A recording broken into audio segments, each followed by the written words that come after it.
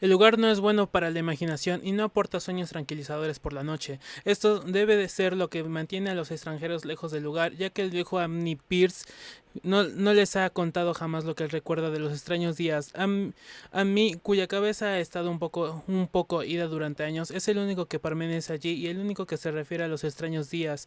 Y se atreve a hacerlo porque su casa está muy próxima al campo abierto y a los caminos concurridos que rodean a Arkham. En otra época existe un camino sobre las colinas y a través de los valles que corrían en línea recta, donde ahora hay un marchito erial donde la gente dejó de utilizar y se trazó un nuevo camino que daba un rodeo hacia el sur. Entre lo selvático del páramo pueden hallarse todavía huellas del antiguo camino, a pesar de que la maleza lo ha invadido todo.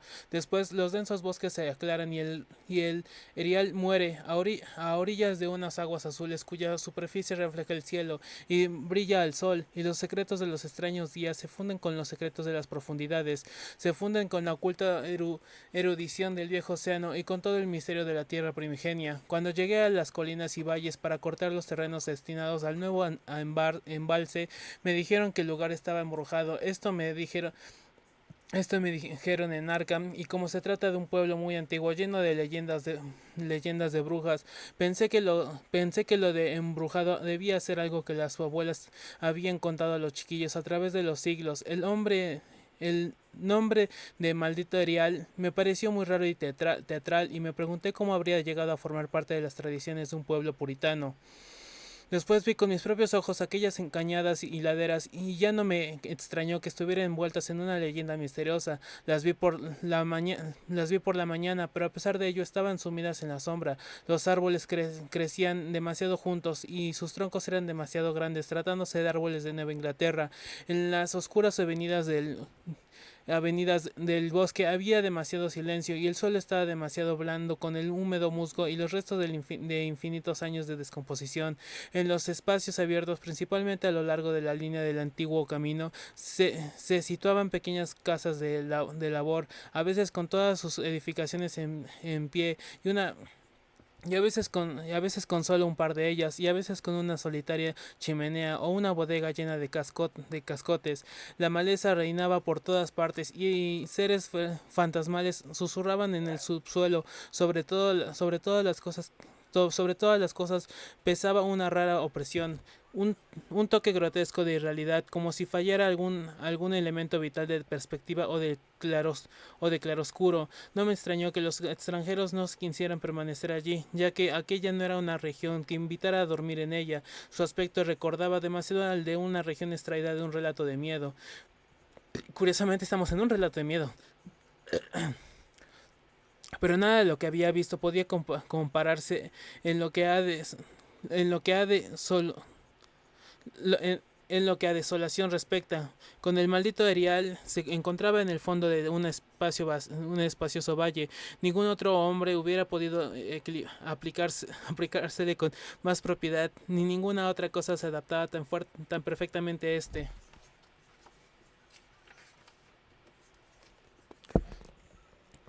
Epíteto. Era como si un poeta hubiese acuñado la frase después de haber contemplado aquella región.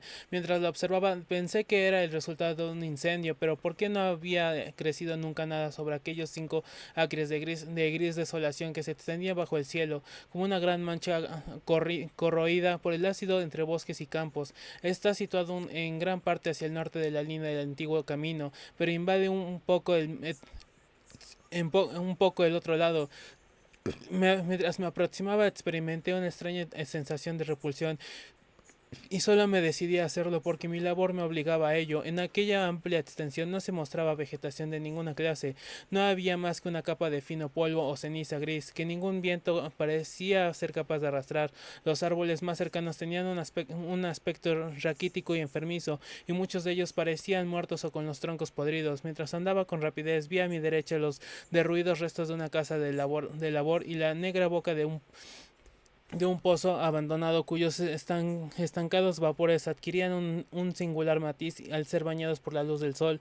El desolado espectáculo hizo que no me maravillara ya de los asustados susurros de los moradores de Arkham. En los alrededores no había edificaciones ni ruinas de ninguna clase. Incluso en los antiguos tiempos el lugar no dejó de ser solitario y apartado. Y a la hora del atardecer, temeroso de pasar de nuevo por aquel espantoso lugar, tomé el camino del sur, a pesar de que me representaba de dar un gran rodeo. Por la noche interrogué a algunos habitantes de Arkham sobre el maldito Erial y pregunté qué significado tenía la frase, los extraños días, que había oído murmurar de paso. Sin embargo, no pude conseguir ninguna respuesta concreta, y lo único que saqué en claro era que el misterio se remontaba a una fecha mucho más reciente de lo que había creído. No se trataba de una vieja leyenda, ni mucho menos, sino de algo que había ocurrido en la vida de los que platicaban conmigo. Había ocurrido en los años 80 y una familia desapareció. ¿Hasta qué año viviste, Lovecraft? Una familia desapareció o fue asesinada. Los detalles eran algo confusos, y como todos aquellos con quienes hablé me dijeron que no prestara oídos a las fantásticas historias del viejo Anthony Pierce, decidí ir a visitarlo a la mañana siguiente, después de enterarme de que vivía solo en una casa en ruinas que se alzaba en el lugar donde los árboles empezaban a desinficarse. Era un lugar muy vetusto, y había empezado a sudar el tenue olor infecto que se desprende de las casas que han permanecido en pie demasiado tiempo. Tuve que llamar una y otra vez para que el anciano se levantara, y cuando se asomó tímidamente a la puerta, me di cuenta de que no se alegraba de verme. No estaba tan débil como yo había pensado. Sin embargo, sus ojos parecían desprovistos de vida, y sus harapos y su barba blanca le daban un aspecto gastado y deprimente. No sabiendo cómo enfocar la conversación para que me hablara de sus fantásticas historias, fingí que me había llevado hasta allí la tarea a que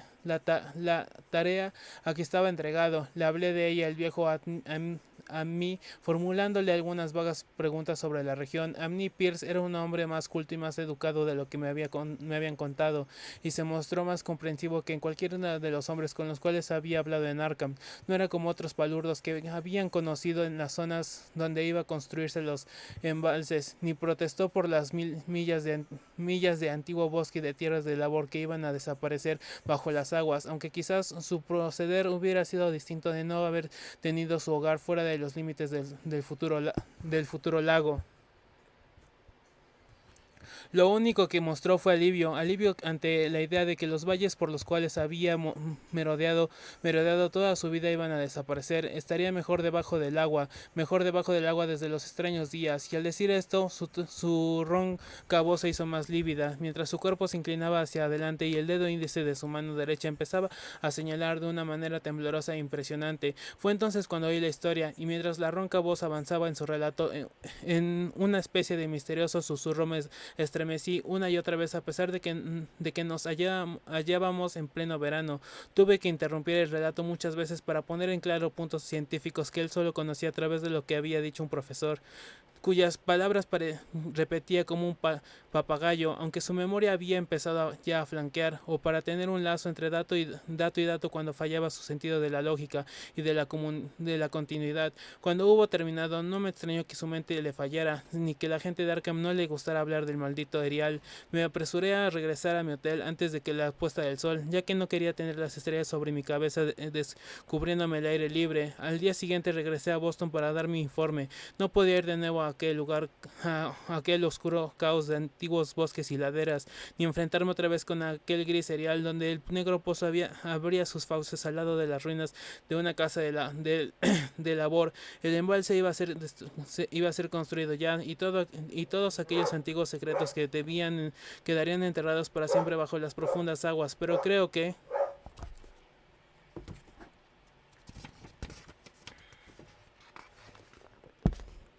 ni cuando esto sea una realidad, me gustaría visitar aquella región por la noche, al menos no cuando brillan en el cielo las siniestras estrellas. Todo día comienzo, dijo el viejo a mí, con el meteorito. Antes no se había oído leyendas de ninguna clase, e incluso en la remota época de las brujas, aquellos bosques occidentales no fueron ni la mitad de temidos que la pequeña isla de Miskatonic, donde el diablo procedía a audiencias junto a un extraño altar de piedra, más antiguo que los indios. Aquellos no eran bosques embrujados, alejados y su fantástica oscuridad no fue jamás terrible hasta los extraños días. Después había llegado aquella blanca nube meridional, se había producido aquella cadena de explosiones en el aire y aquella columna de humo en el valle, y por la noche todo Arkham se había enterado de que una gran piedra había caído del cielo y se había incrustado en la tierra junto al pozo de la casa de Nahum Garden, la casa que se había alzado en el lugar que ahora ocupaba el maldito Erial. Nahum había ido al pueblo para anunciar lo de la piedra, y al pasar ante la casa de Amni Pierce se lo había anunciado también. En aquella época Amni tenía 40 años y todos los extraños sucesos estaban profundamente grabados en su cerebro. Amni y su esposa habían acompañado a los 3 profesores de la Universidad de Miskatonic que se presentaron a la mañana siguiente para ver el fantástico visitante que procedía del desconocido espacio estelar, y había preguntado a qué era debido a que el Nahum había dicho el día antes que era muy grande.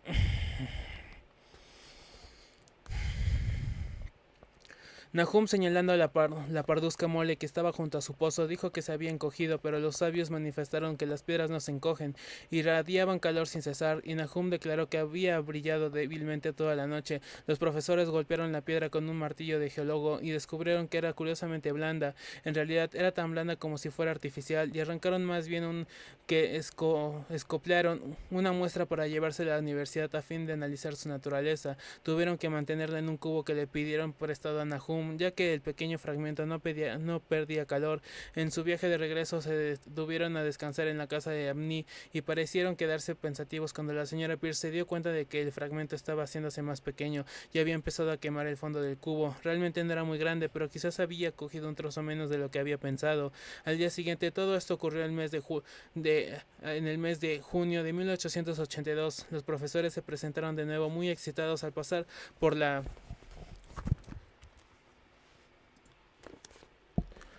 la casa de Annie. Le contaron lo que había sucedido con la muestra, diciendo que había desaparecido por completo cuando la introdujeron en un recipiente de cristal. El recipiente también había desaparecido, y los profesores hablaron de la extraña afinidad de la piedra con el silicón. Había reaccionado de un modo increíble a aquel laboratorio perfectamente ordenado, sin sufrir ninguna modificación ni expeler ninguna gas al ser calentada al carbón, mostrándose completamente negativa al ser tratada con bórax y revelándose absolutamente no volátil a cualquier temperatura, incluyendo la del soplete de oxidrógeno. En el yunque se mostró como muy maleable, y en la oscuridad su luminosidad era muy evidente, negándose tercamente a enfriarse. Provocó una gran excitación entre los profesores, y cuando al ser calentada ante el espectroscopio mostró unas brillantes bandas distintas a las de cualquier color conocido del espectro normal. Se anunciaron nuevos elementos, raras propiedades ópticas y todas aquellas cosas que los intrigados hombres de ciencia suelen decir cuando se enfrentan con lo desconocido. Caliente como estaba, fue comprobada que en un crisol con todos los reactivos necesarios, el agua no hizo nada, ni el ácido clorhídrico, el ácido nítrico e incluso el agua regía se limitaron a resbalar sobre su torrida invulnerabilidad. Amni se encontró con algunas dificultades para recordar todas aquellas cosas, pero reconoció algunos disolventes a medida que se los citaba en el habitual orden de utilización: amoníaco, sosa cáustica, alcohol y éter, bisulfito de carbono y una docena más. Pero a pesar de que el peso iba disminuyendo con el paso del tiempo y de que el fragmento parecía enfriarse algo, los disolventes no experimentaron ningún cambio que demostrara que había atacado a la sustancia. Ciertamente se trataba de un metal, era magnético en grado extremo, y después de su inmersión en los disolventes ácidos parecía existir leves huellas de la presencia de hierro meteórico. De acuerdo con los datos de Talent, cuando el enfriamiento era ya considerable, colocaron el fragmento en un recipiente de cristal para seguir con las pruebas, y a la mañana siguiente fragmento y recipiente habían desaparecido sin dejar rastro, y únicamente una chamuscada señal en el estante de madera donde los había dejado, probado que había estado con certeza allí. Esto fue lo que los profesores le contaron a Amni mientras descansaban en su casa, y una vez más fue con ellos a ver a ver en el patio mensajero de las estrellas, aunque en esta ocasión su esposa no lo acompañó, comprobando que la piedra se había encogido visiblemente y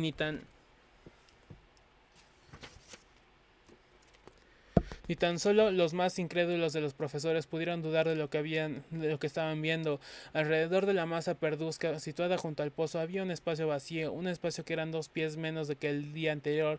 Estaba aún caliente y los sabios estudiaron su superficie con curiosidad mientras esperaban otro fragmento mucho mayor que el que se habían llevado. Esta vez ahondaron más en la masa de piedra y de ese modo pudieron hacer cuenta de que el núcleo central no era completamente homogéneo.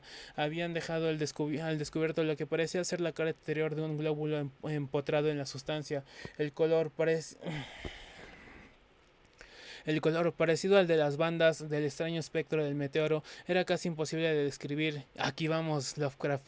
Solo por analogía se atrevieron a llamarlo color. Su contextura era lustrosa y parecía quebradiza. ¡Y lo estás describiendo! Uno de los profesores golpeó ligeramente el glóbulo con un martillo y estalló con un leve chisquido. De su interior no salió nada y el glóbulo desapareció como por arte de magia, dejando un espacio esférico de unas 3 pulgadas de diámetro. Los profesores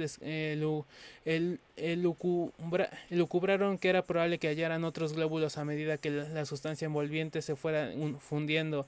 La conjetura no tenía fundamento, ya que los investigadores no consiguieron encontrar otro glóbulo, a pesar de que trataron la masa por diversos lugares. Así pues, decidieron llevarse la nueva muestra que habían recogido y cuya conducta en el laboratorio fue tan desconcertante como la anterior. Aparte de ser casi plástica, de tener calor, magnetismo y ligera luminosidad, de enfriarse muy poco en poderosos ácidos, de perder peso y volumen en el aire y de atacar a los compuestos de silicón con el resultado de una mutua destrucción, la piedra no representaba características de identificación y al final de los análisis los científicos de la universidad se vieron en la tesitura de reconocer que no podían clasificarla, no era nada de este planeta, sino un trozo de espacio exterior y como tal estaba dotado de propiedades exteriores y desconocidas que obedecía a leyes exteriores y desconocidas. Aquella noche descargó una tormenta y cuando los profesores acudieron a casa de Nehum al día siguiente se encontraron con una amarga sorpresa. La piedra magnética, debió poseer alguna una singular cualidad eléctrica, ya que había atraído el rayo, y como dijo Nahum, con una singular persistencia, en el espacio de una hora del granjero contempló cómo el rayo haría 6 veces la masa que se encontraba junto al pozo, y al cesar la tormenta descubrió que la piedra había desaparecido.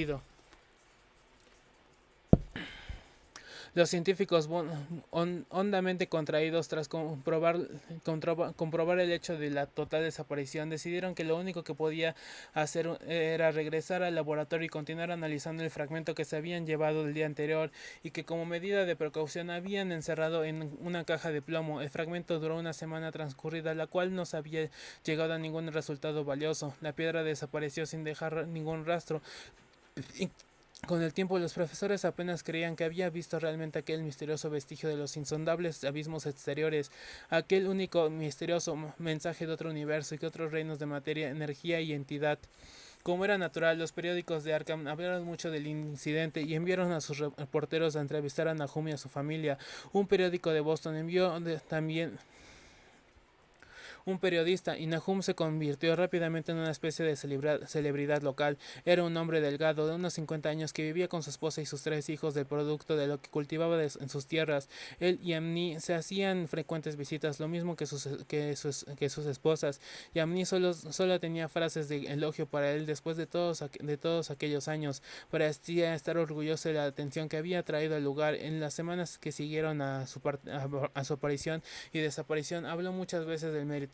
Los meses de julio y agosto fueron cálidos y Nahum trabajó de firme en sus campos, y las faenas agrícolas lo fatigaron más de lo que lo había fatigado otros años, por lo que llegó a la conclusión de que los años no habían pasado en balde. Después llegó la época de la recolección. Las peras y manzanas maduraban lentamente y Nahum aseguraba que sus huertos tenían un aspecto más floreciente que nunca. La fruta crecía hasta alcanzar un tamaño espectacular y un brillo extraordinario, y su abundancia era tal que Nahum tuvo que comprar unos cuantos barriles más a fin de poder guardar la futura cosecha. Pero con la maduración llegó una desagradable sorpresa, ya que toda aquella fruta de opulente presencia no pudo comerse. En vez del delicado sabor de las peras y manzanas, la fruta tenía un amargo espantoso.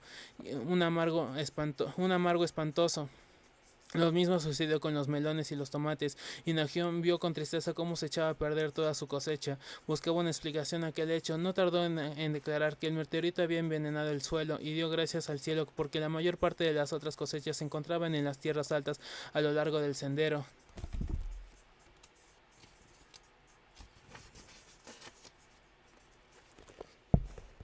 El invierno se presentó muy pronto y fue muy frío. Amni veía a Nahum con menos frecuencia de que de costumbre y observó que empezaba a tener un aspecto preocupado. También el resto de la familia había asumido un aire triste y fueron espaciando sus visitas a la iglesia y su asistencia a los diversos acontecimientos sociales de la comarca. No pudo encontrarse ningún motivo para aquella reserva o melancolía salud, aunque aunque todos los habitantes de la casa daban muestras de cuando en cuando de un agravamiento en su estado de salud física y mental. Esto se hizo más patente cuando el propio Nahum declaró que estaba preocupado por ciertas huellas de pasos que había visto en la nieve. Se trataba de las cotidianas huellas invernales de las ardillas rojas, de los conejos blancos y de los zorros, pero el avispado granjero afirmó que encontraba algo extraño en la naturaleza y disposición de aquellas huellas. No fue más explícito, pero parecía creer que no eran características de la anatomía y las costumbres de ardillas, conejos y zorros. A mí no hizo mucho caso de todo aquello hasta una noche que pasó por delante de la casa de Nahum. En su trineo, en su camino de regreso de Clark's Corners, en el cielo brillaba la luna y un conejo cruzó corriendo el camino y los saltos de aquel conejo eran más largos de lo que les hubiera gustado a Amni y a su caballo. Este último en realidad se hubiera desbocado si su dueño no hubiera empuñado las riendas con mano firme. A partir de entonces, Amni mostró un mayor respeto por las historias que contaba Nahum y se preguntó por qué los perros de Gardner parecían estar tan asustados y temblorosos cada mañana. Incluso habían perdido la fuerza para ladrar. En el mes de febrero, los chicos de McGregor y de Meadow Hill salieron a cazar marmotas y no lejos de las tierras de Gardner capturaron un ejemplar muy especial. Las proporciones de su cuerpo parecían ligeramente alteradas de un modo muy extraño, imposible de describir, en tanto que su rostro tenía una expresión que hasta entonces nadie había visto en el rostro de una marmota. Los chicos quedaron francamente asustados y tiraron inmediatamente el animal, de modo que por la comarca solo circuló la grotesca historia que los mismos chicos contaron, pero esto, unido a la historia del conejo que asustaba a los caballos en las inmediaciones de la casa de Anahum, dio pie a que empezaran a tomar cuerpo una leyenda, musitada en voz baja. La gente daba por sentado que la nieve se había difundido mucho más deprisa en los alrededores de la casa de Nahum que en otras partes, y a principios de marzo se produjo una agitada discusión en la tienda de Potter de Clark's Corners. Stephen Rice había pasado por las tierras de Gardner a primera hora de la mañana y había descubierto de que la hierba fétida empezaba a crecer en todo el fangoso suelo. Hasta entonces no se había visto hierba fétida de aquel tamaño y su color era tan singular que no podía ser descrito con palabras. Sus formas eran monstruosas y el caballo había resoplado quejumbrosamente ante la presencia de un hedor que hirió también desagradablemente el olfato de Stephen, aunque aquella misma tarde varias personas fueron a ver con sus propios ojos aquella anormalidad y todos estuvieron de acuerdo en que las plantas de aquella clase no podían brotar en un mundo saludable. Se mencionaron de, se mencionaron de nuevo los frutos amargos del otoño anterior y corrió de boca en boca que las tierras de Nahum estaban envenenadas. Desde luego se trataba del meteorito, y recordando lo extraño que les había parecido a los hombres de la universidad, varios granjeros hablaron del asunto con ellos. Un día hicieron una visita a Nahum, pero como se trataba de unos hombres que no presentaba crédito con facilidad a las leyendas, sus conclusiones fueron muy conservadoras. Las plantas eran raras, en efecto, pero toda la hierba fétida es más o menos rara en su forma y en su color. Quizás algún elemento mineral del meteorito había penetrado en su tierra, pero no tardaría en ser arrastrado, y en cuanto a las huellas en la nieve y a los caballos asustados, se trataba únicamente de habladurías sin fundamento, que habían nacido a consecuencia de la caída del meteorito, pero unos hombres serios no podían tener en cuenta las habladurías de los campesinos, ya que los supersticiosos ladrones cuentan y creen cualquier patraña. Se fue el veredicto de los profesores sobre los extraños días. Solo uno de ellos, encargado de analizar dos redomas de polvo en el curso de una investigación policíaca año y medio más tarde, recordó que el extraño color de la hierba fétida era muy parecido al de las insólitas bandas de la luz que reveló el fragmento del meteorito en el espectroscopio de la universidad y al del glóbulo que encontraron en el interior de la Tierra. En el análisis que el citado profesor llevó a cabo, las muestras revelaron de entrada las mismas insólitas bandas, aunque más tarde perdieron su cualidad.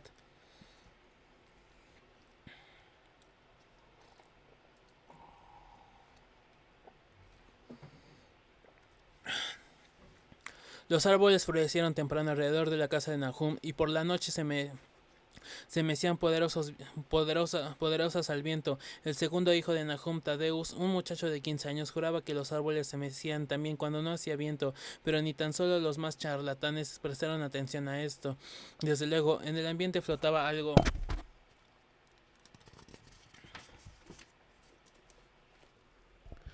extraño. Toda la familia Gardner desarrolló la costumbre de quedarse escuchando, aunque no esperaban oír ningún sonido al cual pudieran dar nombre.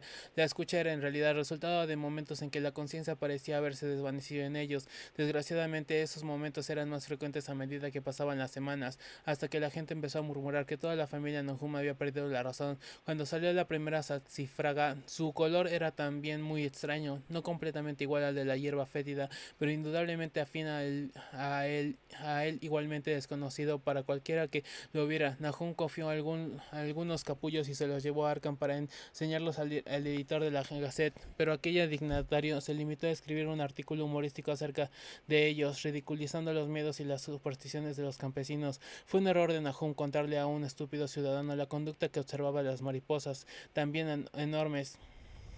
En realidad, con aquellas atzifragas, Abril aportó una especie de histeria colectiva a las gentes de la comarca y empezaron a dejar de utilizar el sendero que atravesaba los terrenos de Nahum hasta abandonarlo totalmente. Era la vegetación. Los renuevos de los árboles tenían unos extraños colores y a través del suelo de piedra del patio y en los prados contiguos crecían unas plantas que tan solo un botánico podía relacionar con la flora de la región.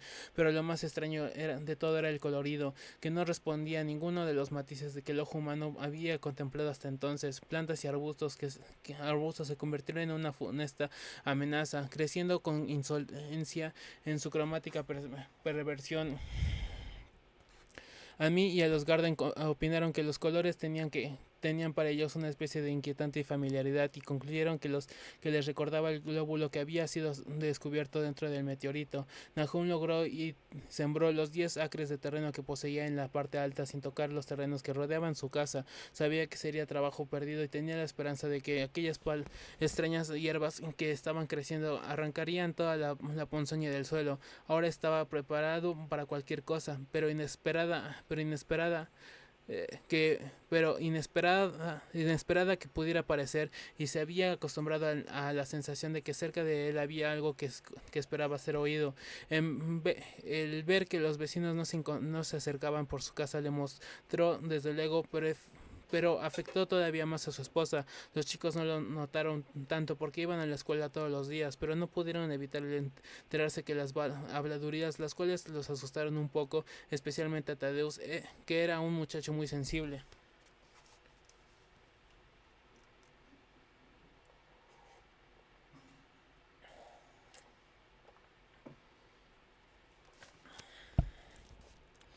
Es más, llegaron los insectos y la hacienda de Garnet se convirtió en un lugar delirante, lleno de zumbidos y de serpenteos. La mayoría de aquellos animales tenían un aspecto extraño y se movían de un modo muy insólito, y sus costumbres nocturnas contradecían todas las anteriores experiencias. Los Garner adquirieron el hábito de mantenerse vigilantes durante la noche, miraban en todas direcciones en busca de algo, aunque no podían vislumbrar qué. Fue entonces cuando comprobaron que Tadeus había dicho la verdad al hablar de lo que ocurría con los árboles. La señora Gardner fue la primera en comprobarlo una noche que encontraba en la ventana del cuarto contemplando la silueta de un acre que se recortaba contra un cielo iluminado por la luna. Las ramas del acre se estaban moviendo y no corría el menor soplo de viento, cosa de la savia. Quizás la cosa más extraña resultaba ahora ahora simplemente singulares. Sin embargo, el siguiente descubrimiento no fue obra de ningún miembro de la familia Garner. Se había familiarizado con lo anormal hasta el punto de no darse cuenta de muchos detalles, y lo que ellos no fueron capaces de ver fue observado por una viajante de comercio de Boston que pasó por allí una noche, sin conocer de las leyendas que corrían por la región. Lo que contó en Arkham apareció en un corto artículo publicado por la Gazette, y aquel artículo fue lo que todos los granjeros inclinó Nahum se echaron primero a los ojos. La noche había sido negra, pero alrededor de una granja del valle, que todo el mundo supo que se trataba de la granja de Nahum, la oscuridad había sido menos intensa. Una leve aunque visible fosforescencia parecía emanar de toda la vegetación, y en un instante dado un pedazo de aquella fosforescencia se deslizó a hurtadillas por el patio que había próximo al granero. Los pastos no parecían haber parecido a los efectos de aquella inusitada situación, y las vacas parecían en libertad junto a la casa, pero hacia finales de mayo la leche empezó a empeorar. Entonces Nahum llevó a todas las vacas a pacer a las tierras altas, y la leche volvió a ser buena. Poco después, el cambio en la hierba y en las hojas, que hasta entonces se habían mantenido normal verdes, pudo comprobarse a simple vista. Todas las hortalizas adquirieron un color grisáceo y un aspecto quebradizo. Abney era ahora la única persona que visitaba a los Garner, y sus visitas fueron espaciándose más y más. Cuando cerraron la escuela por ser época de vacaciones, los Garner quedaron virtualmente aislados del mundo, y a veces encargaban a Abney que les hiciera sus compras en el pueblo.